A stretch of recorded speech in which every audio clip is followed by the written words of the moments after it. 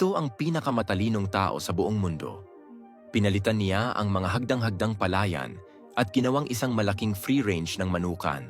Pagkatapos, nagtayo siya ng isang custom monorail system sa paligid ng kabundukan. Sa tulong ng monorail, madali niyang naipapadala ang mga pangaraw-araw na gamit pataas ng bundok habang inaalagaan ang pagpapakain sa mga manok na nakakalat.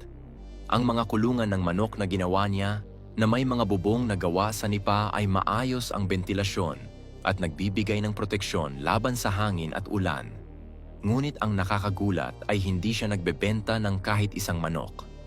Ang mga manok pala na ito ay hindi ordinaryo, kundi mga itim na manok na mula sa ninuno, kilala bilang hari ng mga silky chicken.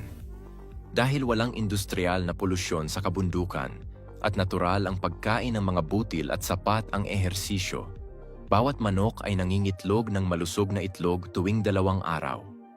Ang mga itlog na ito ay mataas sa nutrisyon at higit sa lahat ay nakapasa sa mahigpit na sertipikasyon para sa hilaw na konsumpsyon.